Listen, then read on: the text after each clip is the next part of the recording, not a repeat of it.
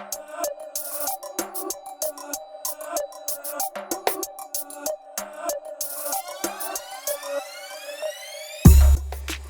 welcome to the Gift Kangele podcast, where we explore principles that shape our lives, morality, identity, and growth. I am your host, Gift Kangele. Known for saying right and doing right. Today's episode is all about honesty, a fundamental principle that influences our relationships, decisions, and personal growth. Joining us today is Dr. John Nyasha Kavhiza, an accomplished agronomist. Dr. Kavhiza is also a PhD scholar at the People's Friendship University with so many papers to his name. Welcome, Dr. John. Thank you. Thanks for having me. Thank you. Now, maybe before we dive right into the topic of discussion today, I'm sure most of the people will be eager to really get to know about it. What is it about honesty, it being a principle of life, and why should people be honesty? And I just wanted to give a little background history about this particular topic. So honesty dates back in time. It's the idea of being honest, the idea of lies, the idea of truth, the idea of morality dates back in time, and we can see this even in ancient Egypt. We can see this even in ancient China. We can actually see this also in the Bible. So, which makes this particular subject rather very, very interesting. Now, maybe to just pick your thoughts. What do you understand about honesty, or what is honesty? Very interesting question and a very pertinent one at the same time. Okay. There are phrases, which go like honesty, the best policy. And that brings about the essential qualities of honesty, isn't it? Why being the best policy? It means there are other options. When you're talking about having something which is the best, it means you could have other options. But then of all the options, honesty is the best policy. So what does it mean? It definitely is an integral part of life. Like what you're saying, you talked about the morals also. You can't have someone who is morally upright but not being honest. So it is one of those specs which puts together this structure, which is we could say in some ways, which is integrity, let me say. So honesty definitely is something that we as the human species definitely need to have, and it transcends cultures, it transcends religion. It pervades all those aspects, making it something which is very fundamental and essential for our societies to develop and go on.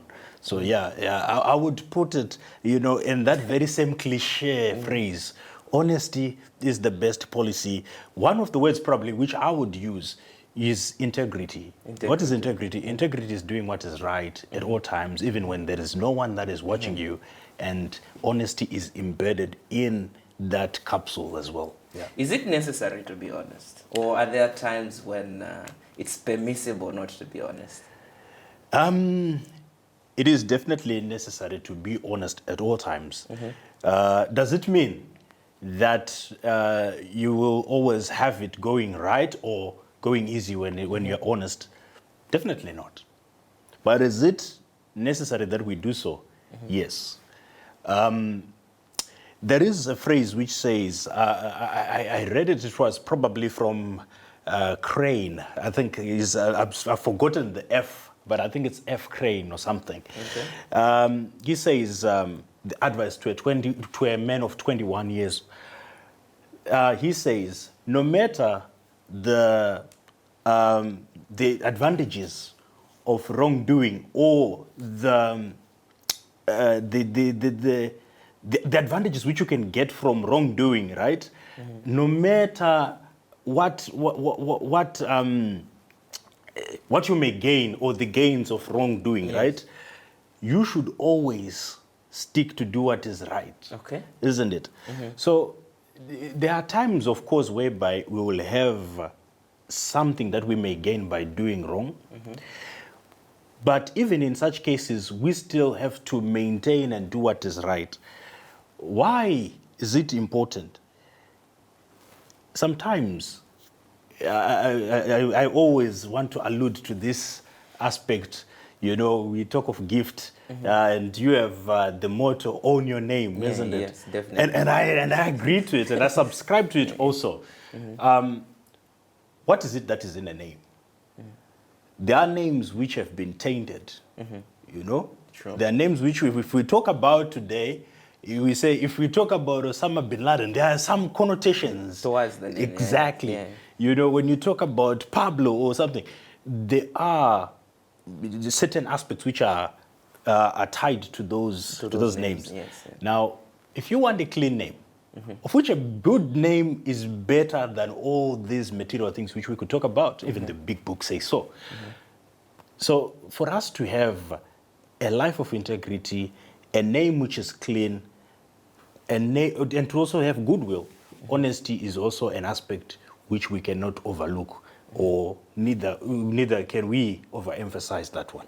Actually, somebody put it in rather an interesting way. They said, there's no right way of doing the wrong thing, which brings me to one particular thing that you've alluded in that, and saying, no matter the benefits that may may come from doing something wrong, they're not worth the risk. In short, honesty is the way, like you put it. Honesty is the best policy.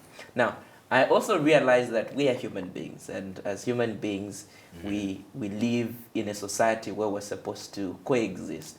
It's almost impossible to live on your own, to exist as an independent. You always need other people for you to be able to go about the business of life. How then does honesty affect the relationships that we have with fellow human beings?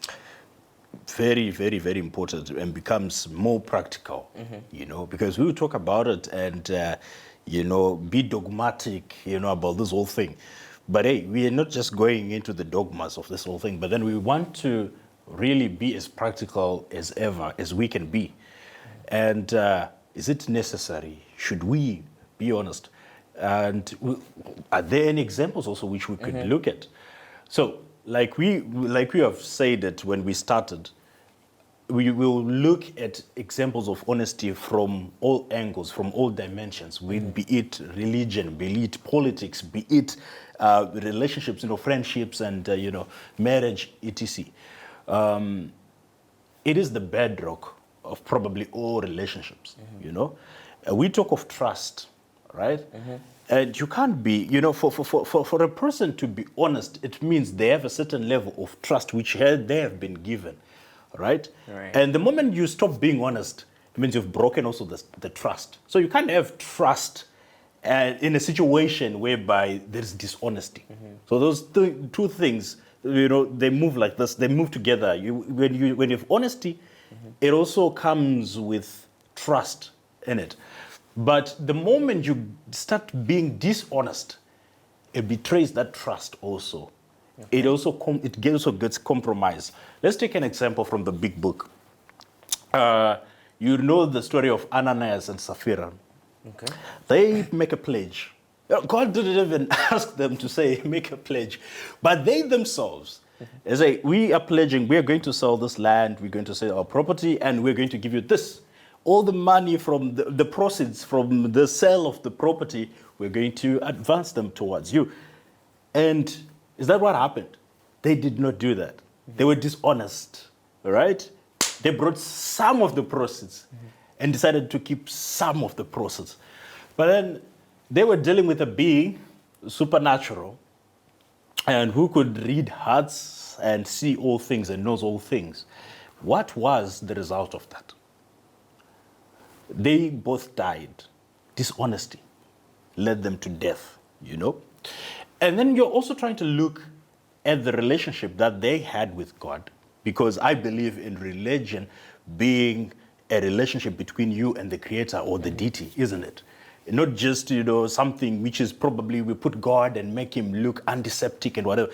I believe in it being a relationship. So the relationship had already been spoiled by the fact that there was dishonesty. Yeah. You look at the same thing, let's say people who are dating, someone will ask the girlfriend and say, hey, where are you? And she says, no, I'm at home. And probably she's at a party somewhere. And when that person finds out that she was not at home when he called at 11 p.m., she was at a party somewhere, what do you think? What do you think would be the outcome of all that? Right. Trust is broken, right? The relationship also is damaged as a result of someone not being honest. Honesty sometimes will maybe somehow look as if it taints us. But, in actual fact, people can handle truth more than we actually realize. People can actually deal with truth to realize, okay, this is it. And, they can be on, I have had, situations whereby, people, I've talked to a lot of people who are married. Some of my friends are married, isn't it? And, I've seen quite a whole lot of things. And, some, before they get married, there is some baggage that someone comes with. All right? Either the man or the woman. We all come with some kind of baggage. All right? And some people will be honest and say, hey, this is me. This is what I've done. And you make a decision and say, okay. But there are some people who don't really become honest and they try to cover up things. And then when those things pop up later, the whole relationship is messed up. Even the whole journey together is already compromised. So, honesty is always something which is very important and has a very huge effect on our relationships and probably in society or personal relationships. Which actually brings me to this, because I've heard you've talked about something that is quite interesting in the sense of a relationship. We all have got a past. We all have got history. Sure. That we have. But like you said, there are two different types of people. Those that will own up and present themselves as they are with what has happened to their lives, what they have done, and the various things that have happened in their lives. But there are also other people who will be like, hey, there's a burden with me, but I feel like I shouldn't say it to you because there are certain fears attached to that, okay? Yeah. Which are certain obstacles that a lot of people face in trying to be honest, okay? You are fearing that maybe if I'm to be honest, somebody will leave me. Maybe if I'm to be honest, somebody is going to judge me. Maybe if I'm to be honest, there are direct consequences presenting themselves as a result of you trying to be honest. How then do people overcome these challenges that present themselves? How then do you own up and be honest to ensure that you overlook whatever immediate challenges that may be there, so that you don't try to take control whether somebody leaves you or be with you? How do people own up in ensuring that they overcome all these fears that come as a result of trying to be honest? That's a very important question. It is true that, when we have fear, I always look at it from this angle. They say fear and faith are opposites. Okay. Where you have fear, you definitely have no faith. Where you have faith, you also don't have fear. So what it shows is there's a lack of trust somewhere. Okay. Definitely, number one. And also it goes back to the way we were socialized, how we were brought up. Okay. All right. So you will understand there are situations, there are certain cultural traits which were inculcated in us as we were growing up. There are certain things which you won't do because you were taught that this is the right thing. I'm so sure that our mothers and our fathers went to the same school, when it comes to issues of, socializing us and making sure that we are on the right track. Most of us, our parents, would want us to do that which is right, isn't it? So What does that mean? Doing what is right sometimes may have its own costs, but still we'll have to do what is right. All right? Let's be practical again. Gift. You give a certain amount of money to a friend. Well, let's try to be very realistic. I want us to be very real. All right? You decide you are here, right, in Europe. And then you realize that you've got something, there are some arbitrages which you can take advantage of at home, right? You look at the economies of scale. So you are looking at, when you have, let's say, $1,000 in a certain place, let's say, for example, in Mongo, you could do something with that 1,000 and you can establish a little business, isn't it, in that space. Then let's say you give a friend 1,000. Say, okay, just keep this money for me. There are some ideas which I have. Maybe I want to set up some sort of a retail shop, something like that. All right?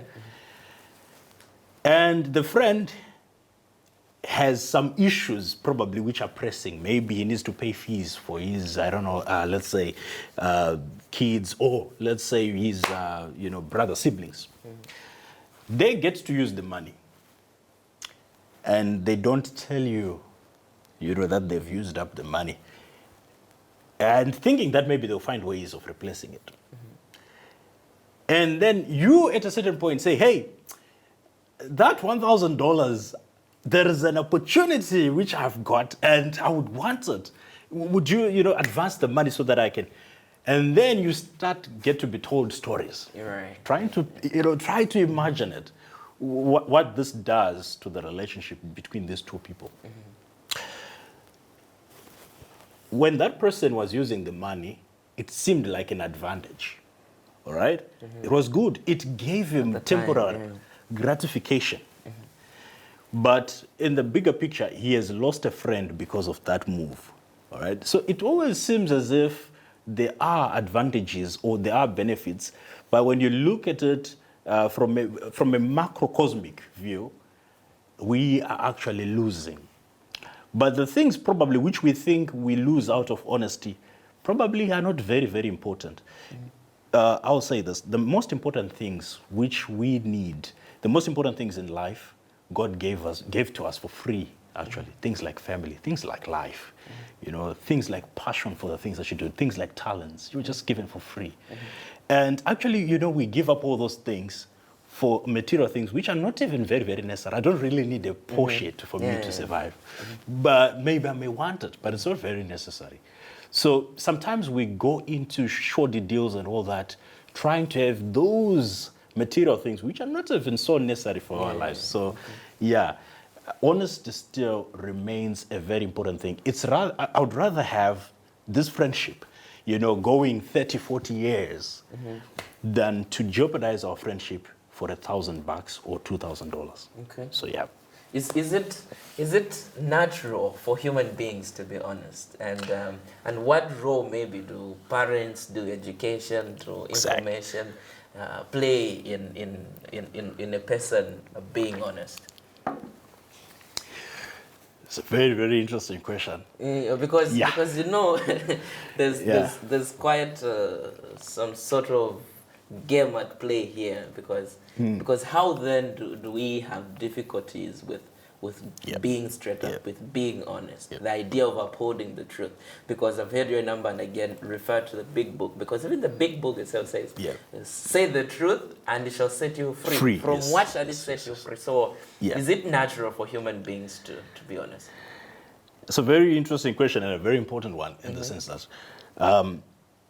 you realize that David at some point says, I was born in iniquity. All right. What he was trying to say is that we have higher propensities towards sin.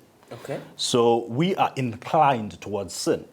So you don't really have to teach me to do what is wrong, because I've got natural propensities towards sin. All right. So you find we have to make more efforts teaching people to do what is right. Okay. Why? Because it is not really natural, I'll be honest, for us to do what is right. Okay. Because we're inclined towards sin. So we have to make a greater effort for someone to do what is right. To do what is right, I'll say it is divine. As human beings, we know to do what is bad. You don't have to. I don't have to sit in a class to be able to know. It's just within me. You know, I look at something, I start to covet and say, "Oh, wish it was mine." And then I start planning ways of stealing it. You know, I don't really have to sit with anyone or read a book on how to steal it, you know, because it's within. So we have this issue, which is sin, of course, which we are dealing with. So we are dealing with human beings who are still on earth, we're not in heaven. So these aspects are there and are real. Now, coming back, what role now then does society, parents, educators play to ensure that we still have values even in a world which is imperfect, right? That is very, very important. Society shapes us up, all right? There are societies which we know are very much corrupt, all right? And corruption has now become some sort of a culture. And corruption also goes with dishonesty. You can't have, you know, exactly. All those D's, you know, the section D, we would call it. And what brings it about is the fact that it becomes a culture, you know, dishonesty, you know, even there are some people who would have it coming more like a legacy, you know, being passed on from one generation to another. Yes. I remember one time I was sitting with people, those people were from Switzerland and one was from Germany.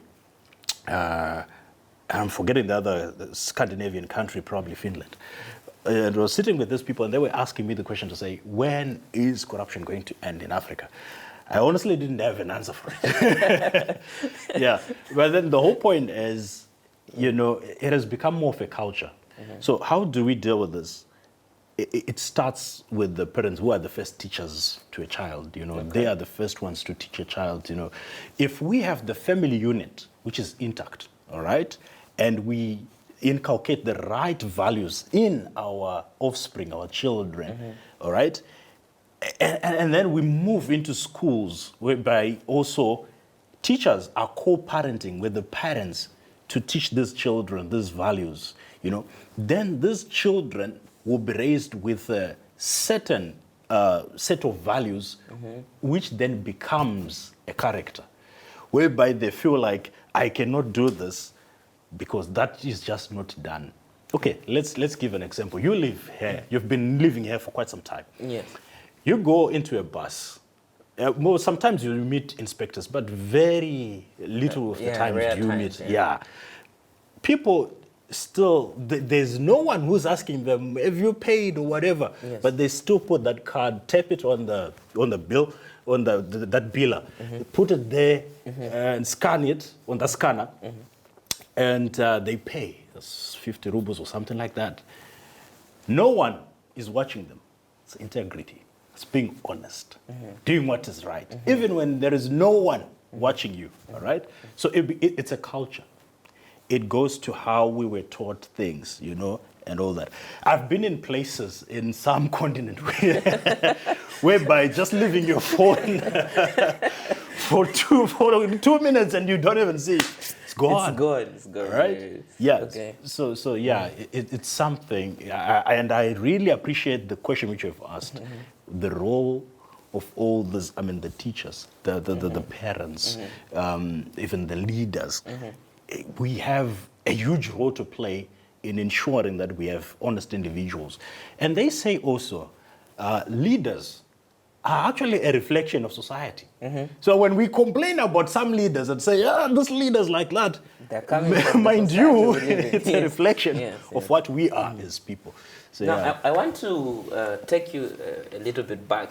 Earlier on, you said we tend to have greater propensities towards doing that which is dishonest, which in your case you call a sin, but I would like to call it a lie or dishonest for those that may not really grasp the idea of what sin is really about. Now, and in that sense, it seems as though you need at a certain point to be exposed to certain values, to certain morals, for you to really appreciate the idea of of being honest. But there are some individuals who found themselves in unfortunate situations where the idea of being honest, telling the truth, does not exist to them.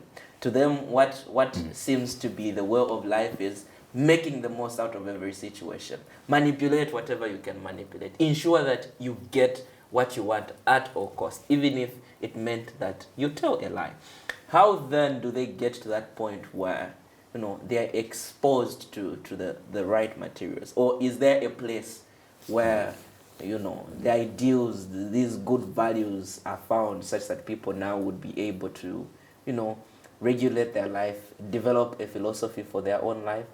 Or does it just happen by chance to a few people to say, hey, these are the ideals of honesty, it's up to you whether to uphold it or not?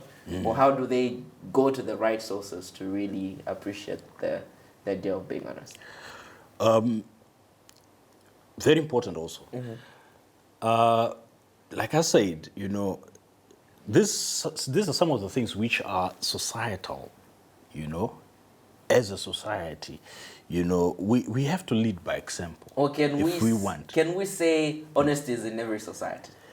It is to a certain extent. The extent is I'm sure you always have certain individuals who are honest. I'm sure you always. Probably it would be, if it wasn't for those few individuals, I'm sure it would be a crazy place. So thanks to those few individuals who still maintain honesty. We'll still be exposed to that. Exactly. And actually, I think we all have exposure to it, because we do still meet a lot of people who are probably honest, or who try to be honest. I remember reading this by Max Ehrmann, The Desiderata. If you find time, it's a very wonderful piece of prose written by Max Ehrmann. He also talks about, one, trying to be careful in business, because there are a lot of people who trick you.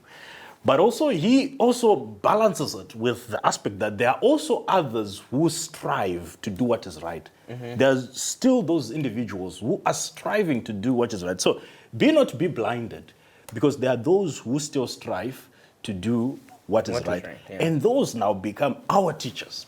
All right? I'm so sure there is a certain billionaire from Africa, probably I will not mention his name, but probably you will know, who has talked about him, getting into situations whereby he was asked to bribe in certain countries, and his business policy is that he doesn't do bribes, and all that. He still does well, still a good billionaire, all right? So you can still succeed. Those are examples which show us that you can still succeed without cheating, or probably let me say it's strife masio, right? I'm sure there's a whole lot which has been said, and whereby he makes it clear that in so many cases he has been asked to say, hey, if you want this to go through, then brown envelope, the brown exactly. And then he doesn't do it that way. And he still flourishes, So we don't only look at probably those people who are close to us. It's a global village. And information, is just, we have lots of information flowing to us. So we can have mentors even outside, those micro societies of ours. Even at macro level, we have mentors, people who are still doing what is right, and they're doing well. And those become mentors even to such individuals who did not really have much education or information about being right, So we still have mentors who teach us, For example, if you get to a situation, maybe if you work in an organization whereby people are not honest, if you're not strong and if you're not really grounded, it's easy to become one of them. Birds of the same feathers flock together. So you may become, But also with the same token, if you find yourself in a situation whereby you have people who are striving to have higher ideals, it's also possible to be converted, I'll use, probably for lack of a better term, and to be put on the right trajectory. So we do have mentors who can help. And in any way possible, we do have some people who strive to do what is right, and they become examples of, how to live. So definitely at some point, an individual should have heard about Exactly. the idea of being honest. Which brings me to certain arguments that people may have. I did mention earlier that honesty dates back in time, as far back as ancient Egypt, ancient China, Mesopotamia. In the Bible, it's there. In most of the religions, you find the idea of honesty. Actually, it's included in most of the codes of ethics. Oh yeah. Now, there are certain arguments between honesty and ethics in that you find the idea of white lies. White lies, these are well-intentioned. Yeah. I wonder how a lie can be well-intentioned, but that seems to be the case. White lies, these are well-intentioned falsehoods, meant to not hurt somebody. You tell them not to hurt somebody. A good example would be, maybe especially it happens quite a lot with ladies. Your friend is dressed up. Genuinely, you know that this person doesn't really look so nice to me. At least that's in your genuine opinion. Yeah. But you tell them that you look nice, you look beautiful, because you don't want to hurt their feelings. There's also the idea of balancing being honest with compassion and all these things. How do you strike a balance, or what argument do you hold? Is it that the truth, which translates into being honest, must be told at all times, at any cost, or is there some sort of balance that you should strike in ensuring that you don't hurt people, you are compassionate, you are empathetic, and so on and so forth? You said something very important when we started, and you said, the truth shall set you free. So if you want to be free, you have to tell the truth. Yeah. Does it mean that you have to be careless with the truth? No. Okay. You still have to be compassionate. I still agree. You still have to be compassionate. Does it mean then that you go the wrong way? No. So you still have to be firm. It also reminds me. It goes back also to the issue of the desiderata. It says, "Speak your truth quietly, but firmly." All right. So you'll speak truth. It's polite still, but it's firm. Speak your truth quietly, but firmly. Exactly. Okay, that's interesting. It's simple. It's not like you're arguing with anyone, but then it's firm. You are on the mark. The whole point is, when we are telling people white lies, I always, with the people probably who are somehow very close to me, and sometimes when they ask me for, probably advice, or I always say, in most cases I do say, do you want the truth or you want? And then they laugh and say, why would I be asking you if, but sometimes people don't want to be told the truth, right? Okay. So I try to ask them and say, hey, what is it that you want? Is it the truth or do you want the... Yeah. Okay. But then, we still have to be truthful. People say, there's one thing probably which I've gotten to know quite recently, and I feel it's very important. They say the truth to happiness is freedom. Okay. And the secret to freedom now is courage.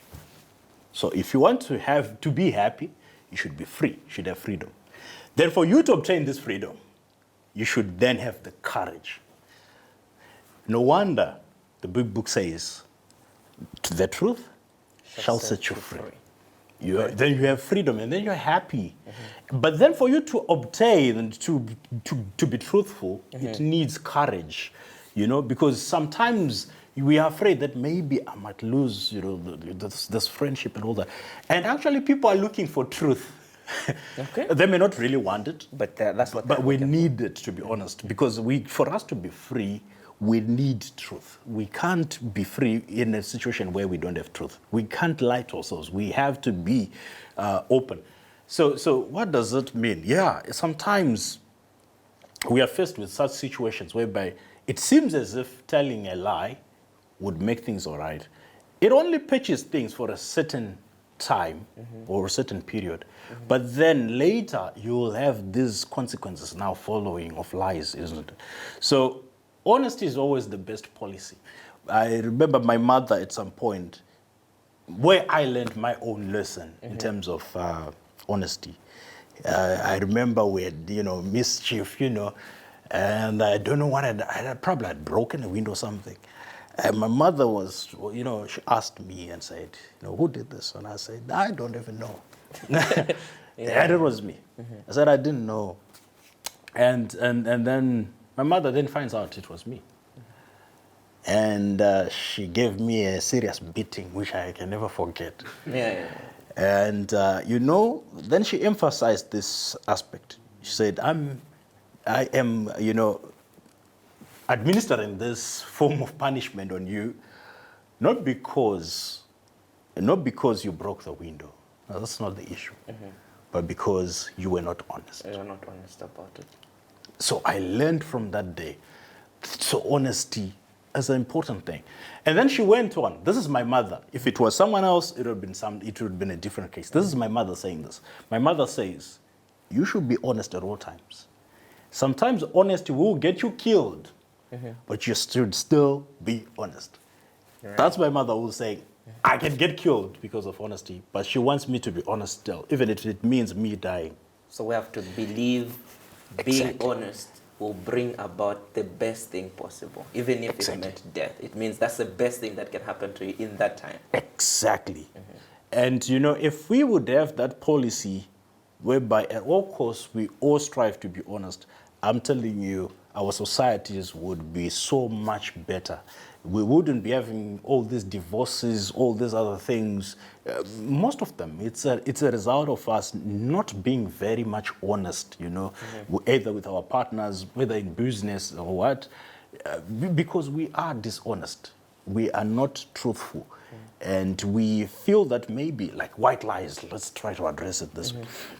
There's never a case whereby it will really be all right when we are telling lies, when we are not, in truth. Whatever the gains of wrongdoing, we should always strive to do what is right. Because there is always a greater good when you look at it from a macrocosmic view. So not only from a micro point, but the larger picture. Speaking of honesty and children, actually statistics show that we learn about deceit or lies as far younger as 2 years old. But between the ages of 3 and 14, we begin letting go of lies or dishonesty because we begin realizing the effect it has towards other people. But as we grow again, we actually even indulge in more sophisticated lies. So which shows this, paradigm shift more like at some point we realize, but again, we go back to it.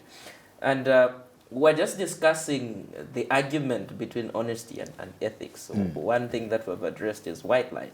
But there's also the argument against confidentiality, which is lawyers, doctors, they are bound by standard not to share certain things, okay? Confidentiality, they're bound by standards not to share these things. How then do they navigate that? There are standards to say you can't share certain things that you've discussed with your patient, you can't share certain things that you've discussed with your client, in the sense of upholding the ideals. How do they navigate that? There are laws, maybe some laws say that you should not be honest. How do you navigate Not really. That? I wouldn't think that the laws are saying that you shouldn't be honest. The laws are just saying that there should be confidentiality. That is it. Okay.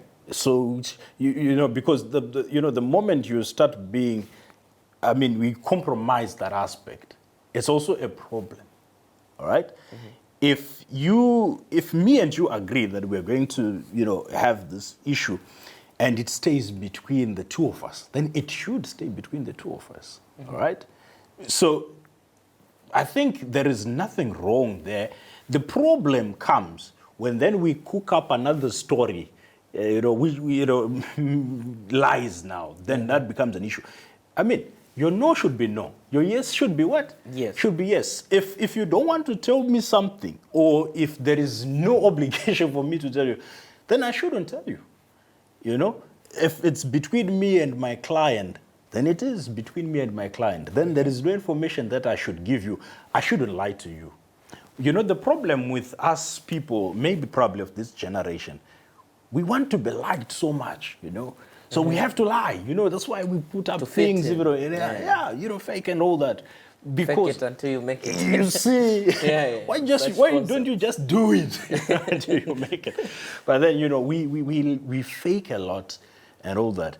Hey, there's no, if the law or whatever condition states that the information should be confidential, then I don't see where we would have a problem when you say that, yay, this information is confidential. It's between me and my client. When you start lying, that's a whole ballgame altogether, all right? So being confidential is not a problem, you know? Don't lie. I mean, you don't have to lie. Just stick to what is right. Now, we live at very critical times. Yep. Sometimes you may think that maybe it was even far way better to live in the ancient times. But of course, we have got technology to our advantage. We've got so many other things to our advantage. How do individuals strategize or build their own moral compass to help them live in a world full of deception, especially this time around when we have so much propaganda, when we have so many media outlets, you know, information is flowing. You can't almost, you know, manage to sieve all this information that you get. How do individuals build this moral compass for them to be able to live in a world full of deception? So I like this question, actually. Like, to be very honest, because it's a very relevant question in the times that we are living, and whereby, you know, it's actually more fashionable to be dishonest, as long as there's some gains to it. People say, you know, well, why should you worry? At least you gained 1, 2, 3, you know. So people no longer really question some of those things. Then how then should an individual, you know, uphold the standard? That's a very, very serious issue. You know, I would say, but then we are coming from all walks of life, you know.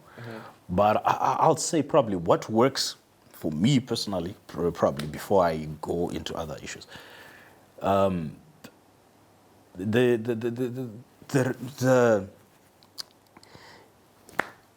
aspect of religion comes into play, or maybe your faith then becomes very, very important.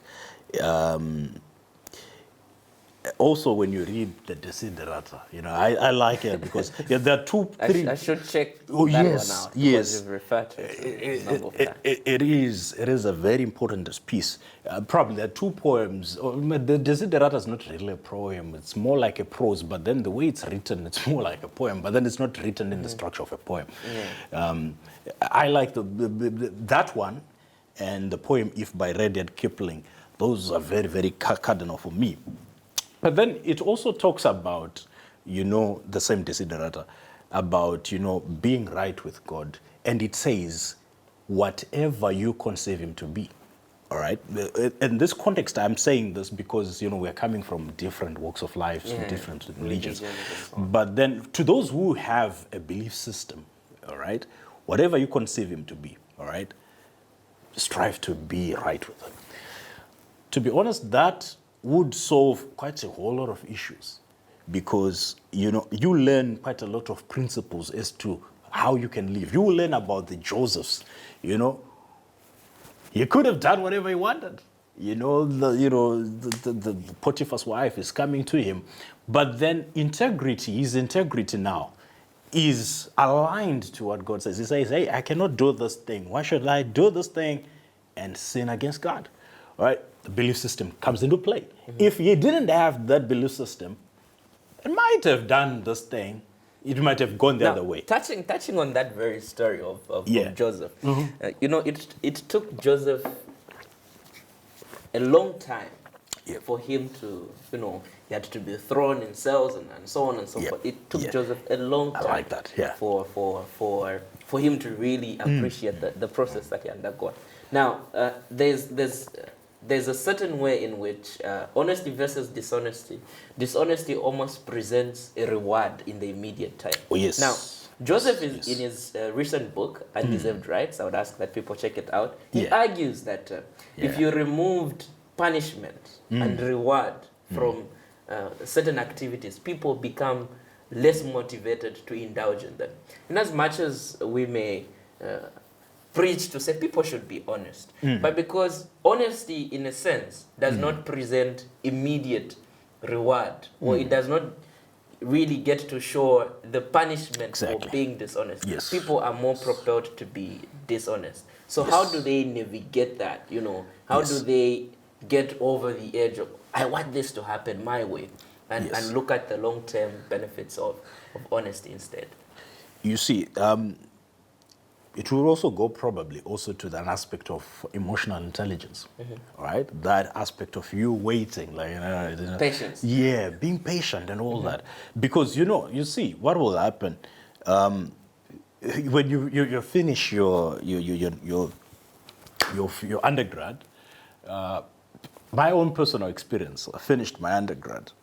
I could have worked in a certain industry where I could have done well. I could have done very well. But my ethics, what I believe in, did not go with what I could have done there. Some of my friends went. And they were starting to buy cars and whatever and all so that. on and so forth. And you were still there at home. All right? Yeah. But then you're looking at the bigger picture, like I always say, you look at other things. You have your own path, and your own path will take you and do even better. All right. So there's that aspect whereby, to be honest, like what you said, we need to probably delay gratification and have that moral compass, knowing what is right, to delineate what is right and what is wrong. In this day and age, it seems like, it's the line is becoming, faint, between what is right and what is wrong. But we still need to uphold these, these morals, principles. One of the ways, which I would say, and this is to someone who's, whether you are a religious person or not, let us become perpetual seekers of truth. Truth, Right. Everything that we do boils to two principles, at least from my philosophy and how I understand it. It's not really my philosophy, I've read it from other books, definitely. Someone says, all those things that we do, life, research, school, everything, it boils down to two principles: truth and beauty.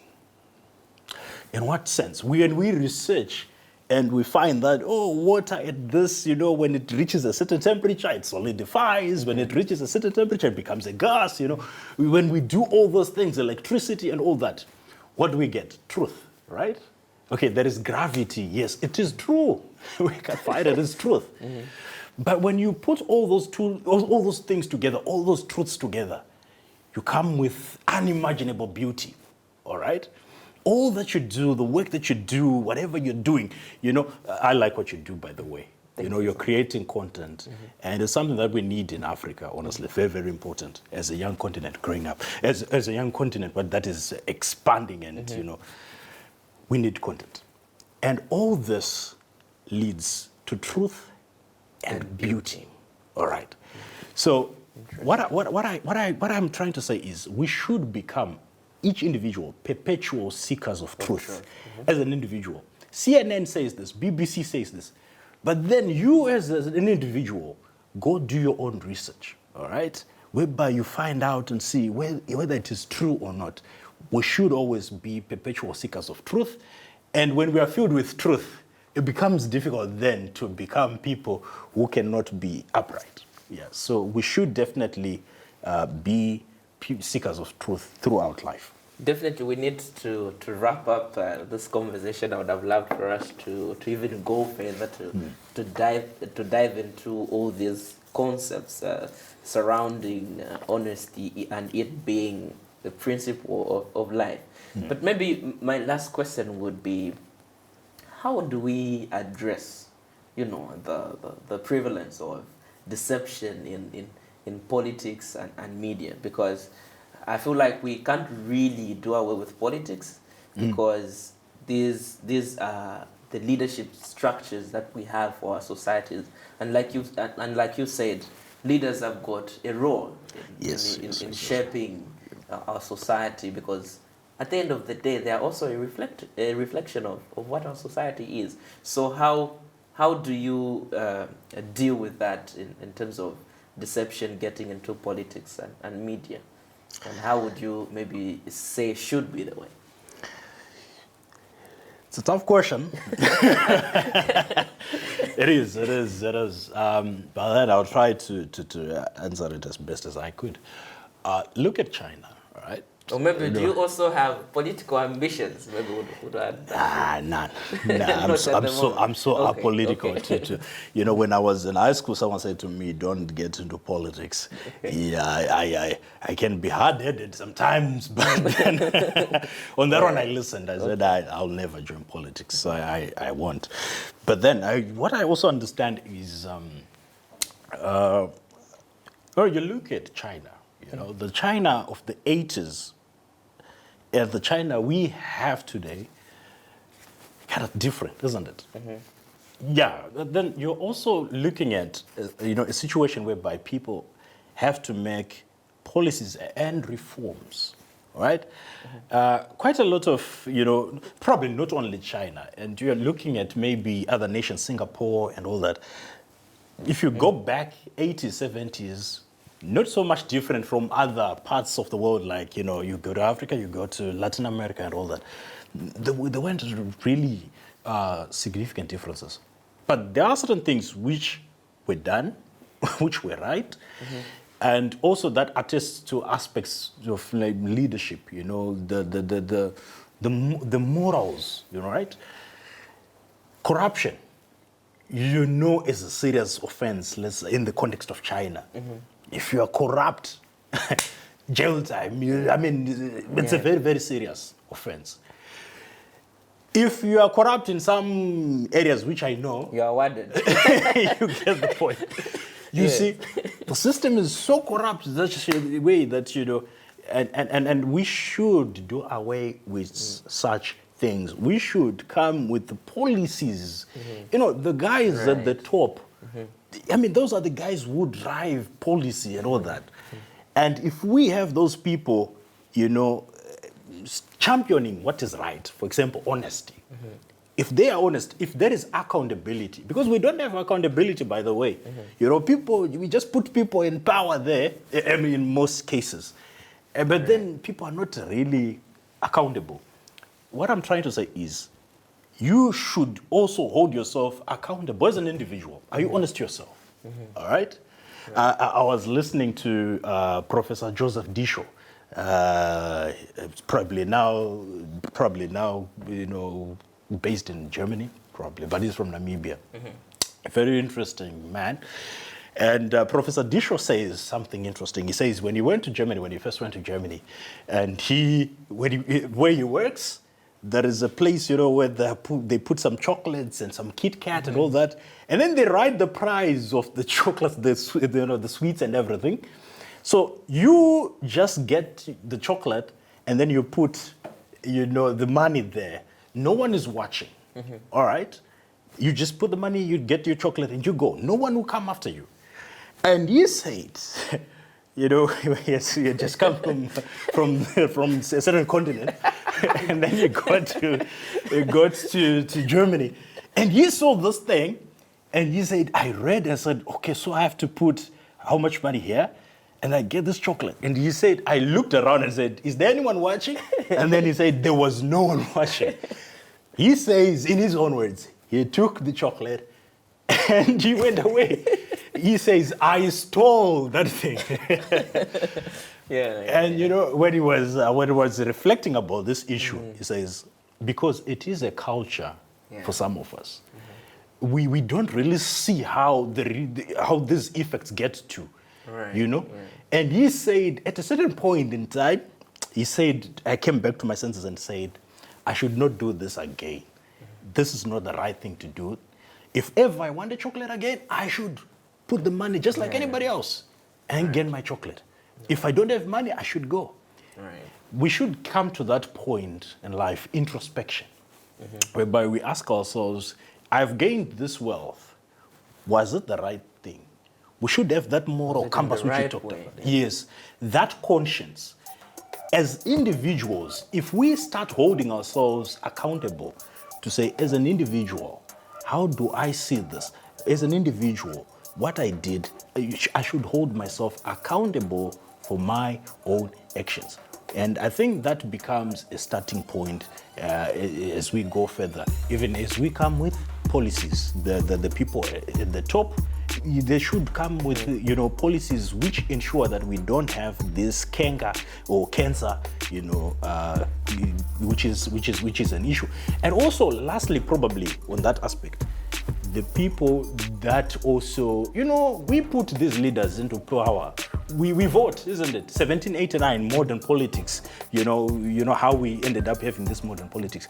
We are the ones who put people into power, isn't it?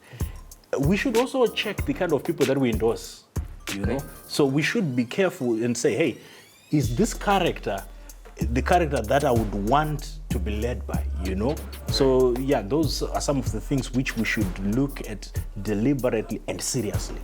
Yeah. No, Dr. John, thank you. It's been a good one. I wish we could go on, but definitely would have to wrap it up here. Remember, it's not just about saying right, but doing right as well. See you in the next episode.